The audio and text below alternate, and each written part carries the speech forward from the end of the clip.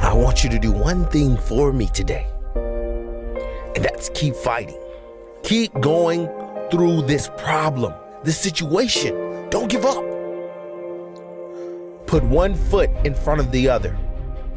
That's how you're going to make it through this, past this, over this. It's going to take the dog mentality.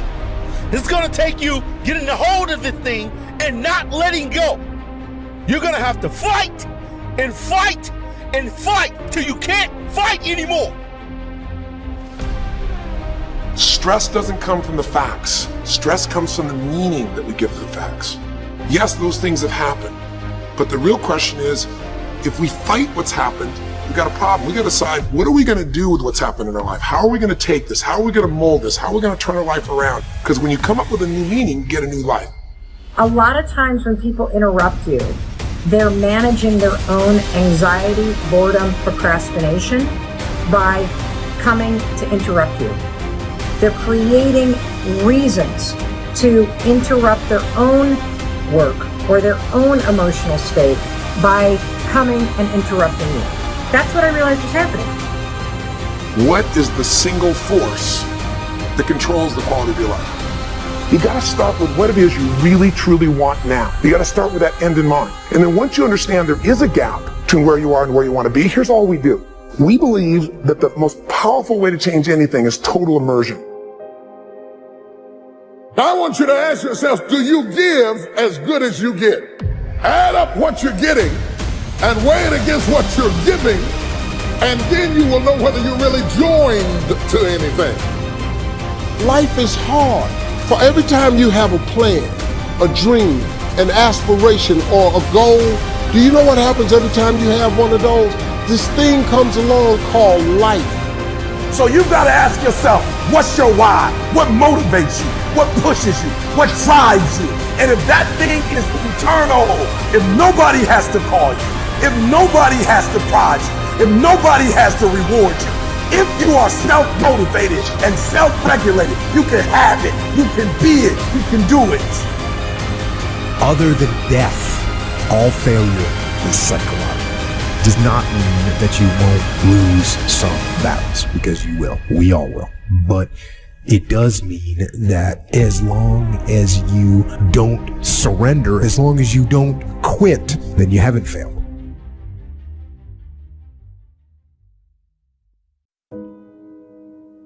How do you experience beauty and joy in your life? What situations do you put yourself in? What makes you laugh? What's the fun stuff for you?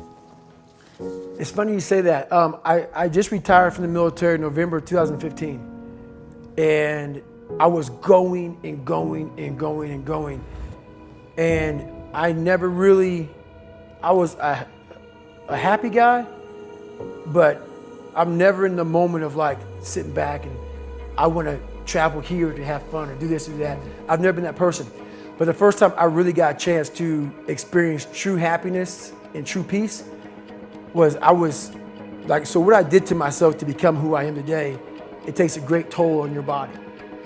So I believe God gave me time to rest and he took me out of commission. Not even the mind of Goggins could get me back up. So I had about a good 6-7 months where I was out. And when I was out, I had time to reflect on all I had accomplished. And that was the first time in my life where I sat back and said, wow. Because only I may be telling you some of the story, I know the exact truth of how brutal my life was and how I shouldn't be on this show today and how the mind and how beautiful it is. So what brings me joy and happiness is knowing how beautiful the mind is. And I'm one of the few people that didn't read about it, didn't experience it through some drug. I got to experience the beauty of true fucking willpower. True you, I'm gonna fail, I'm gonna fucking fail, I'm gonna fucking fail, I'm gonna fucking fail, and I will succeed.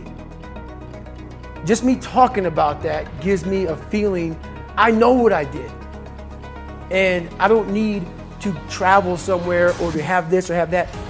I have it all here in my mind. The beauty is remembering this young, dumb, what people call nigger, is now where I'm at today. And that is, when you finally get to that point for me, it's forever lasting peace. I could die right now on this show and I'll be happy, man. So that's my happiness, is my reflection on the suffering of my journey, knowing I never quit, nor was I guided by anybody on this earth. I was guided by something much more powerful, and I listened, and I chose the path of most resistance.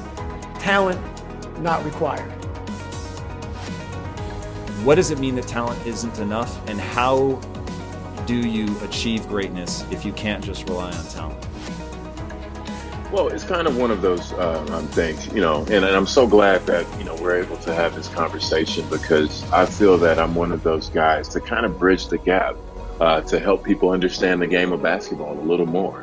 And not to say that somebody's going to be a diehard right away, but there are simple kind of connections in there that I think were really, I've talked to people and seen the light come on and say, oh, okay, that's how it is. Usually we always had a saying in the NBA, if you play hard, you give yourself a chance. And in my career, I had so many instances. I've had hundreds of teammates. And in that, you always have an interesting scenario where you see the difference between talent and hard work. Of course, if you're a talented hard worker, then if you put the talent with the hard work, then now we're talking. But I've seen so many times and so many people not reach their potential only because they didn't want to do the work. The talent was there. I think even sometimes the love for the game or the love for the field that they're doing is there, but you have to combine it with that toughness and hard work. And, there's no cheating the process. I think sometimes. What is the process? Yeah. Doing things every day. So I always like to work backwards. So for instance, if I'm a basketball player and I want to be a better shooter, well, I say, okay, I want to be a better shooter. That is my goal. What do I have to do daily to ensure that I can become a better shooter? Some people would say, well, you need a teacher. Not necessarily so. You have to sometimes go and seek the information, put in the work. That could be a part of one of the days of the process to becoming a better shooter. So I always try to make sure that I put the work in myself, only because you see how so many people, leave their talent on the table, so to speak. I mean, and sometimes that can be it's a gift and a curse, right? You can be the most talented person in the room. That'll automatically bring your work ethic down a little bit. And that's something you have to fight. But I think sometimes, especially in younger people, you think it's going to last forever. You think it's always going to be here and I don't have to try so hard. I've seen so many people just be hard workers, and then, that gives them a seat at the table just by their work ethic. We're not even talking about talent right now, but when you combine that talent with the hard work, I think that's when you get the lighter fuel to get you where you need to go. No one's coming back to help me. So it starts with that person in that mirror. You have to realize you are on your own now. And whatever else you believe in, I don't care what you believe in, but on earth is a very lonely journey.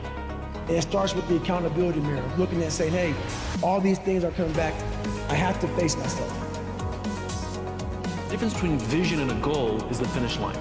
A goal is 26.2 miles. You can simply count the metrics and know when you've completed your goal. As a vision is having a crystal clear sense of what the finish line looks like, but no idea of how far away it is.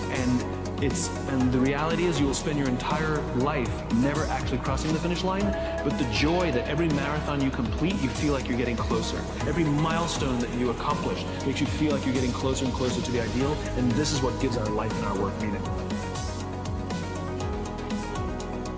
think in the end, it's persistence is more important than anything else, and having a desire to do something. You want to prove something, so you have a vision of where you want to go, you're willing to persist and overcome. That's probably the key thing. You have to have a vision of where you want to go, you have to persist in it, you have to be willing to overcome failures and not be afraid of making a mistake. You don't become what you want. You become where your habits take you. There's no ending. And that's the person I listen to. That's the person who's gained knowledge. You gain knowledge through suffering. And on the other end of suffering is a world that very few have ever seen. It's a beautiful world because that's where you find yourself.